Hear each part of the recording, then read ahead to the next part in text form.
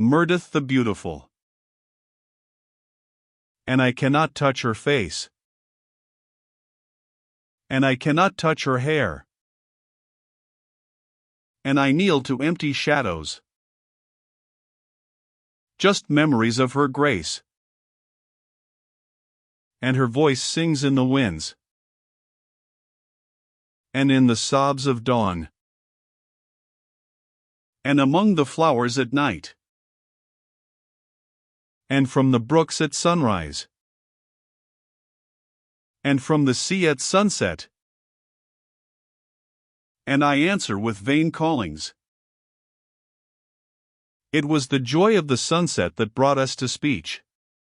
I was gone a long way from my house, walking lonely wise, and stopping often that I view the piling upward of the battlements of evening, and to feel the dear and strange gathering of the dusk come over all the world about me. The last time that I paused, I was truly lost in a solemn joy of the glory of the coming night, and maybe I laughed a little in my throat, standing there alone in the midst of the dusk upon the world. And, lo!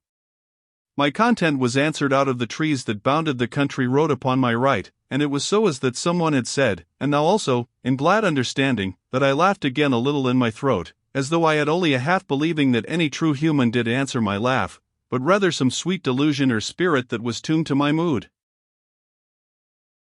But she spoke and called me by my name, and when I had gone to the side of the road, that I should see her somewhat, and discover whether I knew her, I saw that she was surely that lady, who for her beauty was known through all of that sweet county of Kent as Lady Meredith the Beautiful, and a near neighbour to me, for the estates of her guardian abounded upon mine. Yet, until that time, I had never met her, for I had been so often long abroad, and so much given to my studies and my exercises when at home, that I had no further knowledge of her than rumour gave to me odd time, and for the rest, I was well content, for as I have given hint, my books held me, and likewise my exercises, for I was always an athlete, and never met the man so quick or so strong as I did be, save in some fiction of a tale or in the mouth of a boaster. Now, I stood instantly with my hat in my hand, and answered her gentle bantering so well as I might, the while that I peered intent and wondering at her through the gloom, for truly rumour had told no tale to equal the beauty of this strange maid, who now stood jesting with so sweet a spirit, and claiming kinship of cousinhood with me, as was truth, now that I did wake to think. And, truly, she made no ado, but named me Frank by my lad's name, and gave laughter and right to me to name her Meredith, and nothing less or more, at that time. And she bid me then to come up through the hedge, and make use of a gap that was her own especial secret, as she confessed, when she took odd leave with her maid to some country frolic, dressed as village maids, but not to deceive many, as I dare believe. And I came up through the gap in the hedge and stood beside her, and tall she had seemed to me, when I looked up at her, and tall she was, in truth, but indeed I was a great head taller. And she invited me then to walk with her to the house, that I meet her guardian and give word to my sorrow that I had so long neglected to make call upon them, and truly her eyes to shine with mischief and delight, as she named me so for my amissness. But, indeed, she grew sober in a moment, and she set up her finger to me to hush, as that she heard somewhat in the wood that lay all the way upon our right. And, indeed, something I heard too, for there was surely a rustling of the leaves, and anon a dead twig cracked with a sound clear and sharp in the stillness. And immediately there came 3 men running out of the wood at me, and I called to them sharply to keep off or beware of harm, and I put the maid to my back with my left hand, and had my oak staff ready for my use. But the 3 men gave out no word of reply, but ran in at me, and I saw somewhat of the gleam of knives, and at that, I moved very glad and brisk to the attack, and behind me there went shrill and sweet, the call of a silver whistle, for the maid was whistling for her dogs, and maybe the call was also a signal to the men servants of her house. Yet, truly, there was no use in help that was yet to come, for the need did be then an instant, and I nowise loath to use my strength before my sweet cousin. And I stepped forward, briskly, as I have told, and the end of my staff I drove into the body of the leftward man, so that he dropped like a dead man. And I hit very sharply at the head of another, and surely cracked it for him, for he made instantly upon the earth. But the third man I met with my fist, and neither had he any great need of a second blow, but went instant to join his companions, and the fight thus to have ended before it was even proper begun, and I laughing a little with a proper pride, to know the bewilderment that I perceived in the way that the Lady Myrtith, my cousin, stood and regarded me through the dusk of the hushed even. But, indeed, there was no time left to us, before there came bounding up 3 great boarhounds, that had been loosed to her whistle, and she had some ado to keep the brutes off me, and I then to beat them off the men upon the earth, lest they maul them as they lay. And directly, there was a noise of men shouting, and the light of lanterns in the night, and the footmen of the house to come running with lanterns and cudgels, and knew not whether to deal with me, or not, in the first moment, even as the dogs, but when they saw the men upon the ground, and learned my name and saw me proper, they kept well their distance and had no lack of respect, but, indeed, my sweet cousin to have the most of any, only that she showed no intent to keep distance of me, but to have a new and deeper feeling of kinship than she at first had shown. And the men servants asked what should be done with the footpads, seeing that they were now recovering. But, indeed, I left the matter, along with some silver, to the servants, and very sound justice they dealt out to the men, for I heard their cries a good while after we had gone away. Now, when we were come up to the hall, my cousin must take me in to her guardian, Sir Alfred Yarles, an old man and venerable that I knew a little in passing and because our estates abounded. And she praised me to my face, yet quaintly wise, and the old man, her guardian, thanked me most honorably and with a nice courtesy, so that I was a welcome house friend from that time onward. And I stayed all that evening, and dined, and afterward went out again into the home grounds with the Lady Myrtith, and she more friendly to me than ever any woman had been, and seemed to me as that she had known me always. And, truly, I had the same feeling in my heart towards her, for it was, somehow, as though we knew each the way in turn of the other, and had a constant delight to find this thing and that thing to be in common, but no surprise, save that so pleasant a truth had so natural a discovery. And one thing there was that I perceived held the Lady Myrtith all that dear forenight, and this was, indeed, the way that I had my pleasure so easy with the 3 footpads. And she asked me plainly whether I was not truly very strong, and when I laughed with young and natural pride, she caught my arm suddenly to discover for herself how strong I might be.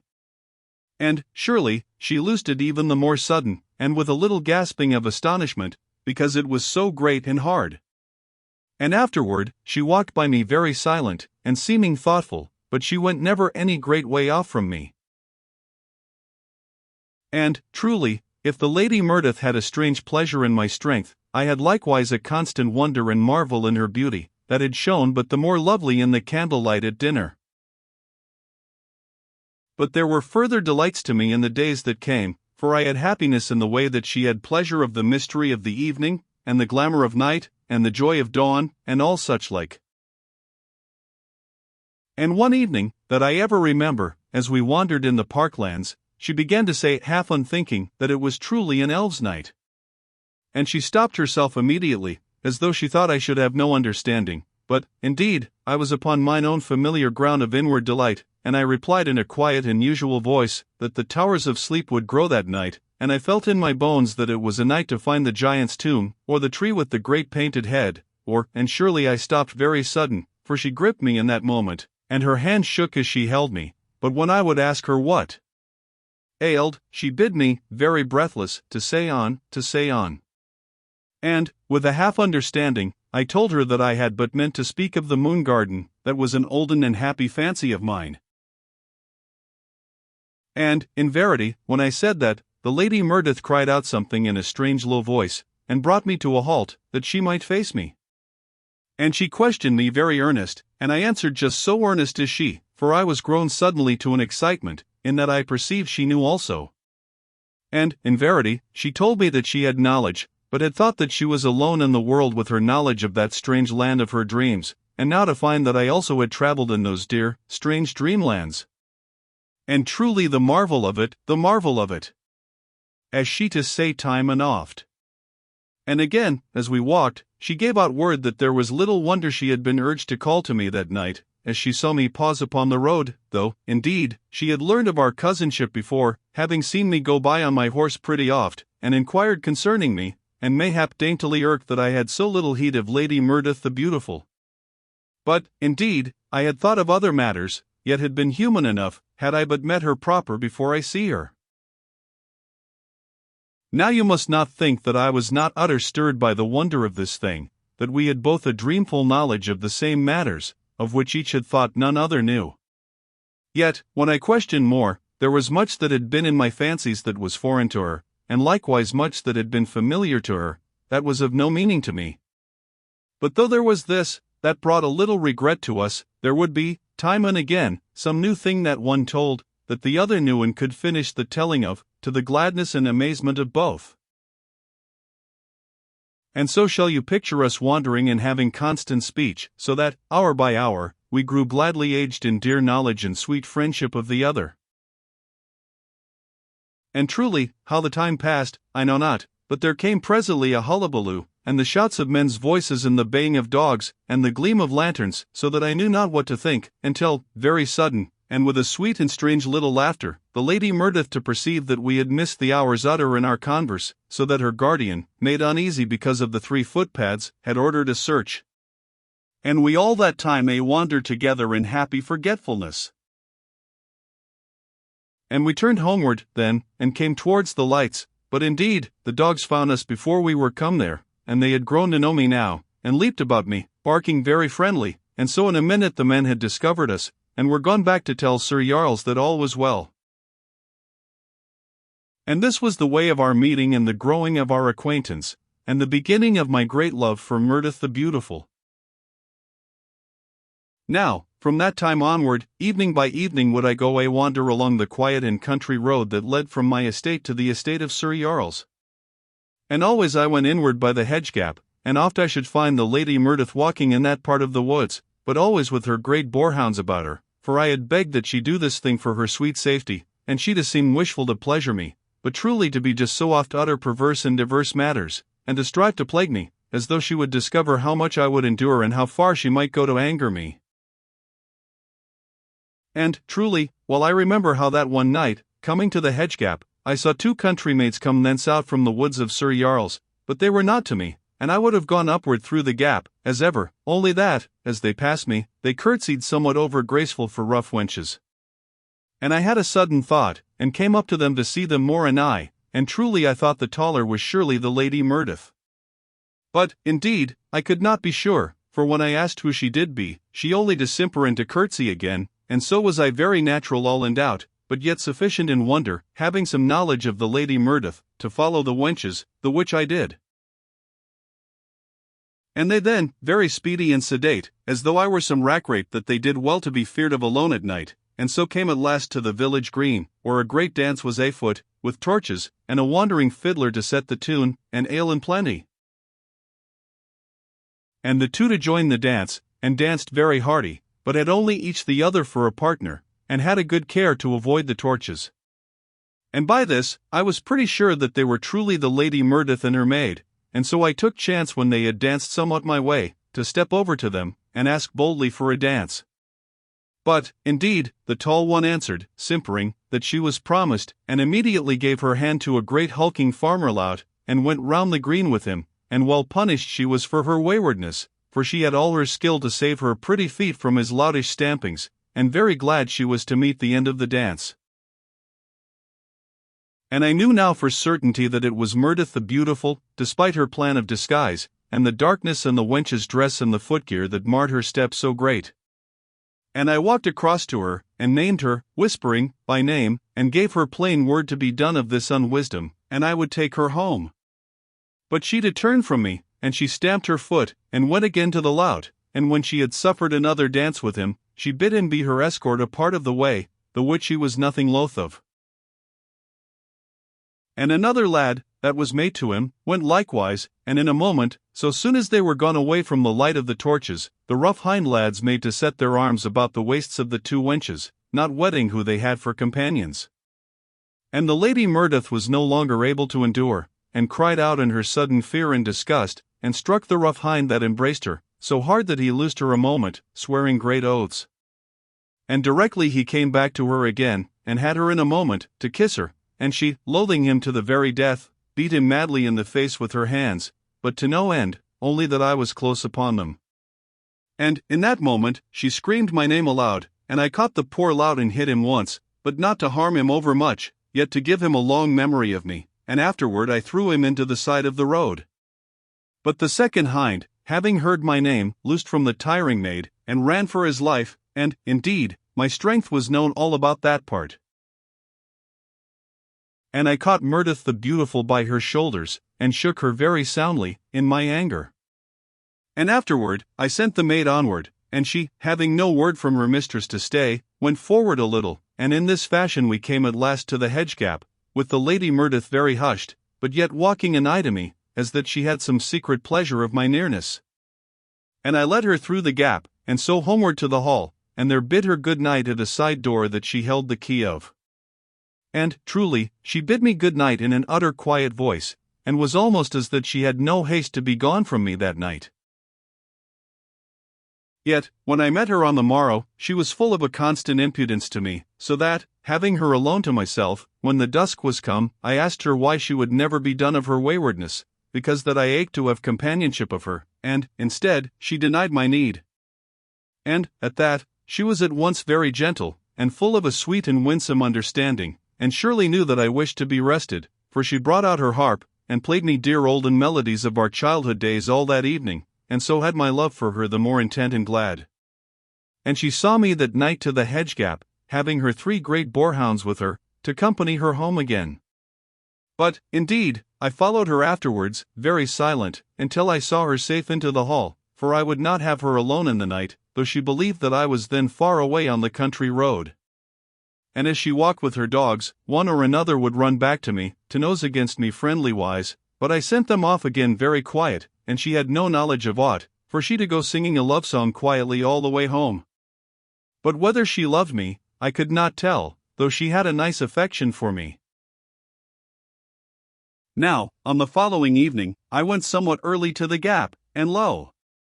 Who should be standing in the gap, talking to the Lady Myrtith, but a very clever drayest man, that had a look of the court about him, and he, when I approached, made no way for me through the gap, but stood firm, and eyed me very insolent, so that I put out my hand, and lifted him from my way. And lo! The Lady Myrtith turned a bitterness of speech upon me that gave me an utter pain and astonishment, so that I was assured in a moment that she had no true love for me, or she had never striven so to put me to shame before the stranger, and named me uncouth and brutal to a smaller man. And, indeed, you shall perceive how I was in my heart in that moment. And I saw that there was some seeming of justice in what the Lady Myrtith said, but yet might the man have shown a better spirit, and moreover Myrtith the Beautiful had no true call to shame me, her true friend and cousin, before this stranger. Yet did I not stop to argue, but bowed very low to the Lady Myrtith, and afterward I bowed a little to the man and made apology, for, indeed, he was neither great nor strong made, and I had been better man to have shown courtesy to him, at least in the first. And so, having done justice to my own respect, I turned and went on, and left them to their happiness. Now, I walked then, maybe 20 good miles, before I came to my own home, for there was no rest in me all that night, or ever, because that I was grown deadly in love of Myrtith the Beautiful, and all my spirit and heart and body of me pained with the dreadful loss that I was come so sudden upon.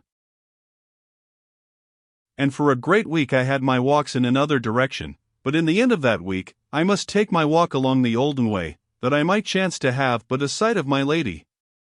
And, truly, I had all sight that ever man did need to put him in dread pain and jealousy, for, truly, as I came in view of the gap, there was the Lady Myrtith walking just without the borders of the great wood, and beside her there walked the clever drayest man of the court, and she suffered his arm around her, so that I knew they were lovers, for the Lady Myrtith had no brothers nor any youthful men kin. Yet, when Myrtith saw me upon the road, she shamed in a moment to be so caught, for she put her lover's arm from about her, and bowed to me, a little changed of color in the face, and I bowed very low, being but a young man myself, and so passed on, with my heart very dead in me. And as I went, I saw that her lover came again to her, and had his arm once more about her, and so, maybe, they looked after me, as I went very stiff and desperate, but, indeed, I looked not back on them, as you may think. And for a great month then, I went not near to the gap, for my love raged in me, and I was hurt in my pride, and, truly, neither had a true justice been dealt to me by the Lady Myrtith. Yet in that month, my love was a leaven in me, and made slowly a sweetness and a tenderness and an understanding that were not in me before, and truly love and pain do shape the character of man. And in the end of that time, I saw a little way into life, with an understanding heart, and began presently to take my walks again past the gap, but truly Murdith the beautiful was never to my sight, though one evening I thought she might be not a great way off, for one of her great boarhounds came out of the wood, and down into the road to nose against me, very friendly, as a dog oft doth with me.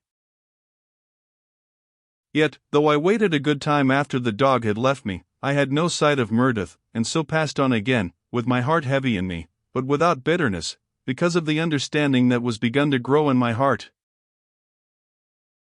Now, there passed 2 weary and lonely weeks, in which I grew sick to have knowledge of the beautiful maid. And, truly, in the end of that time, I made a sudden resolving that I would go in through the gap, and come to the home grounds about the hall, and so maybe have some sight of her. And this resolving I had one evening, and I went out immediately, and came to the gap, and went in through the gap, and so by a long walking to the gardens about the hall. And, truly, when I was come there, I saw a good light of lanterns and torches, and a great company of people dancing, and all dressed in quaint dress, so that I knew they had a festival for some cause. And there came suddenly a horrid dread into my heart that this might be the marriage dance of the Lady Murdith, but, indeed, this was foolishness, for I had surely heard of the marriage, if there had been any. And, truly, in a moment, I remembered that she was come 21 years of age on that day, and to the end of her wardship, and this surely to be festival in honor of the same. And a very bright and pretty matter it was to watch, save that I was so heavy in the heart with loneliness and longing, for the company was great and gay, and the lights plentiful and set all about from the trees, and in leaf-made arbours about the great lawn. And a great table spread with eating matters and silver and crystal, and great lamps of bronze and silver went all lay down one end of the lawn, and the dance constant upon the other part. And surely, the Lady Murdith to step out of the dance, very lovely dressed, yet seeming, to mine eyes, a little pale in the looming of the lights.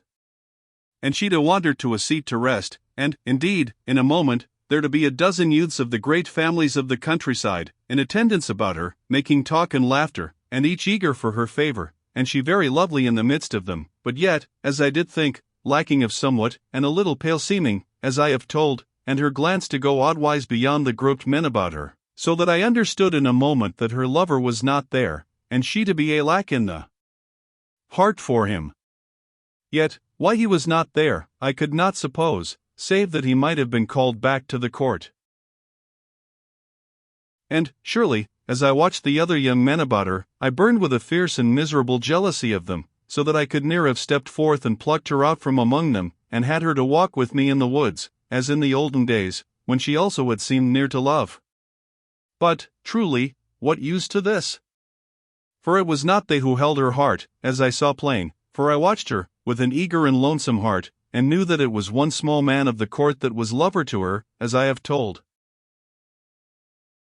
And I went away again then, and came not near to the gap for 3 great months, because that I could not bear the pain of my loss, but in the end of that time, my very pain to urge me to go, and to be worse than the pain of not going, so that I found myself one evening in the gap, peering, very eager and shaken, across the sward that lay between the gap and the woods, for the same place to be as in holy ground to me, for there was it that first I saw Murdith the beautiful, and surely lost my heart to her in that one night. And a great time I stayed there in the gap, waiting and watching hopelessly.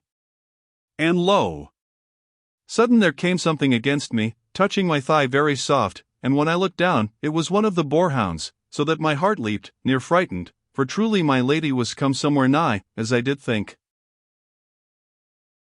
And, as I waited, very hushed and watchful, yet with an utter beating heart, surely I heard a faint and low singing among the trees, so utter sad. And lo! It was Murdith singing a broken love song, and I wander there in the dark alone, save for her great dogs. And I harked, with strange pain in me, that she did be so in pain, and I ached to bring her ease, yet moved not, but was very still there in the gap, save that my being was all in turmoil. And presently, as I harked, there came a slim white figure out from among the trees, and the figure cried out something, and came to a quick pause, as I could see in the half-dark. And lo! In that moment, there came a sudden and unreasoned hope into me, and I came up out of the gap, and was come to Murdith in a moment, calling very low and passionate and eager, Murdith! Murdith! Murdith! And this way I came to her, and her great dog that was with me, to bound beside me, in thought, mayhap, that it was some game. And when I came to the Lady Murdith, I held out my hands to her, not knowing what I did, but only the telling of my heart that needed her so utter, and craved to ease her of her pain. And lo! She put out her arms to me, and came into mine arms with a little run. And there she bode, weeping strangely, but yet with rest upon her, even as rest was come sudden and wondrous upon me. And sudden, she moved in mine arms, and slipped her hands to me, very dear, and held her lips up to me, like some sweet child, that I kiss her, but, indeed, she was also a true woman, and in honest and dear love of me. And this to be the way of our betrothal, and simple and wordless it was, yet sufficient, only that there is no sufficiency in love. Now, presently, she loosed herself out of mine arms, and we walked homeward through the woods, very quiet, and holding hands, as children do. And I then in a while to ask her about the man of the court, and she laughed very sweet into the silence of the wood, but gave me no answer, save that I wait until we were come to the hall. And when we were come there, she took me into the great hall, and made a very dainty and impudent bow, mocking me. And so made me known to another lady, who sat there, upon her task of embroidering, which she did very demure, and as that she had also a dainty mischief lurking in her. And truly, the Lady Murdith never to be done of naughty laughter, that made her dearly breathless with delight, and to sway a little, and set the trembling of pretty sounds in her throat, and surely she must pull down 2 great pistols from an arm-rack, that I fight a duel to the death with the lady of the embroidering, who held her face down over her work, and shook likewise with the wickedness of her laughter that she could not hide. And in the end, the lady of the embroidering looked up sudden into my face, and I then to see somewhat of the mischief in a moment, for she had the face of the man of the court suit, that had been lover to Murdith. And the Lady Murdith then to explain to me how that Mistress Alison, which was her name, was a dear and bosom friend, and she it was that had been drayest in the court suit to play a prank for a wager with a certain young man who would be lover to her, and he might. And I then to come along, and so speedy to offence that truly I never saw her face plain, because that I was so utter jealous. And so the Lady Murdith had been more justly in anger than I supposed, because that I had put hands upon her friend, as I have told. And this to be all of it, save that they had planned to punish me, and had met every evening at the gap, to play at lovers, perchance I should pass, so that I should have greater cause for my jealousy, and truly they to have a good revenge upon me, for I had suffered very great a long while because of it. Yet, as you do mind, when I came upon them, the Lady Murdith had a half regret, that was very natural, because even then she was in love of me, as I of her, and because of this, she drew away, as you shall remember, being, as she confessed, suddenly and strangely troubled and to want me, but afterwards as much set again to my punishment, because that I bowed so cold and went away. And indeed well I might. Yet, truly, all was safe ended now, and I utter thankful and with a mad delight in the heart, so that I caught up Murdith, and we danced very slow and stately around the great hall, the while that Mistress Alison whistled us a tune with her mouth, which she could very clever, as many another thing, I wot. And each day and all day after this gladness, Murdith and I could never be apart, but must go a wander always together, here and there, in an unending joy of our togetherness. And in 1,000 things were we at one in delight, for we had both of us that nature which doth love the blue of eternity which gathers beyond the wings of the sunset, and the invisible sound of the starlight falling upon the world, and the quiet of grey evenings when the towers of sleep are builded unto the mystery of the dusk, and the solemn green of strange pastures in the moonlight, and the speech of the sycamore unto the beach, and the slow way of the sea when it doth mood, and the soft rustling of the night clouds. And likewise had we eyes to see the dancer of the sunset, casting her mighty robes so strange, and ears to know that there shakes a silent thunder over the face of dawn, and much else that we knew and saw and understood together in our utter joy. Now, there happened to us about this time a certain adventure that came near to cause the death of Murdith the Beautiful, for one day as we wandered, as ever, like two children in our contentment, I made remark to Murdith that there went only two of the great boarhounds with us, and she then told me that the third was to the kennels, being sick. Yet, scarce had she told me so much, ere she cried out something and pointed, and lo! I saw that the third hound came towards us, at a run, yet very strange seeming in his going. And in a moment, Murdith cried out that the hound was mad, and truly, I saw then that the brute slavered as he came running. And in a moment he was upon us, and made never a sound, but leaped at me in one instant of time, all before I had any thought of such intent. But surely, my beautiful one had a dreadful love for me, for she cast herself at the dog, to save me, calling to the other hounds. And she was bitten in a moment by the brute, as she strove to hold him off from me. But I to have him instant by the neck and the body, and break him, so that he died at once, and I cast him to the earth, and gave help to Murdith, that I draw the poison from the wounds.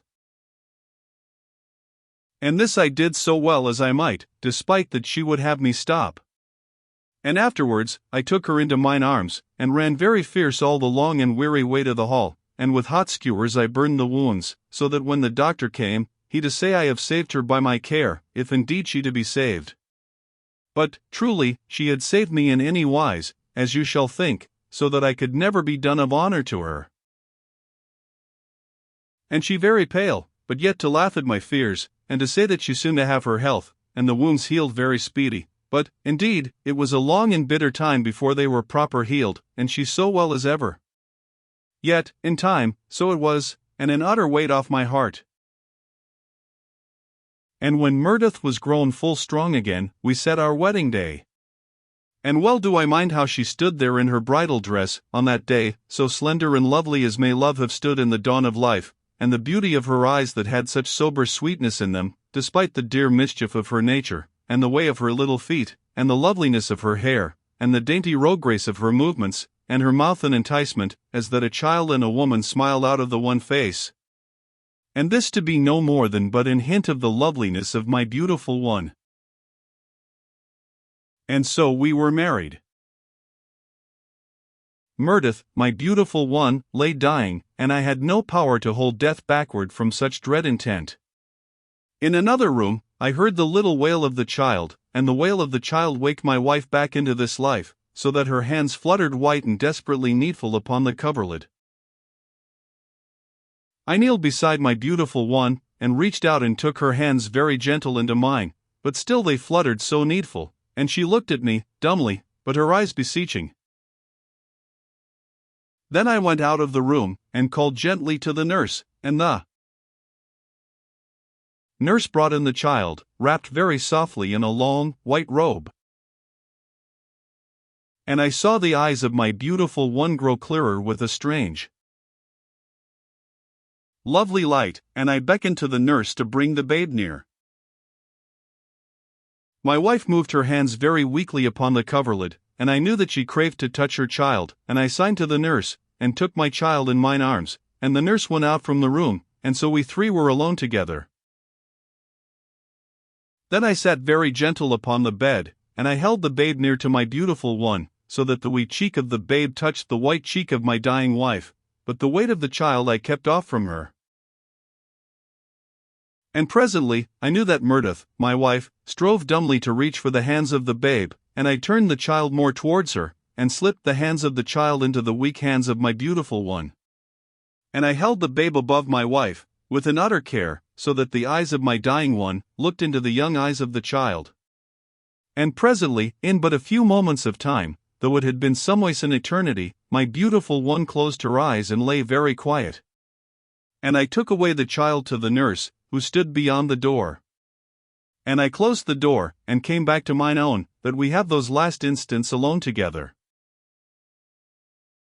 And the hands of my wife lay very still and white, but presently they began to move softly and weakly, searching for somewhat, and I put out my great hands to her, and took her hands with an utter care, and so a little time passed. Then her eyes opened, quiet and grey, and a little dazed seeming, and she rolled her head on the pillow and saw me, and the pain of forgetfulness went out of her eyes, and she looked at me with a look that grew in strength, unto a sweetness of tenderness and full understanding. And I bent a little to her, and her eyes told me to take her into mine arms for those last minutes. Then I went very gentle upon the bed, and lifted her with an utter and tender care, so that she lay suddenly strangely restful against my breast, for love gave me skill to hold her, and love gave my beautiful one a sweetness of ease in that little time that was left to us.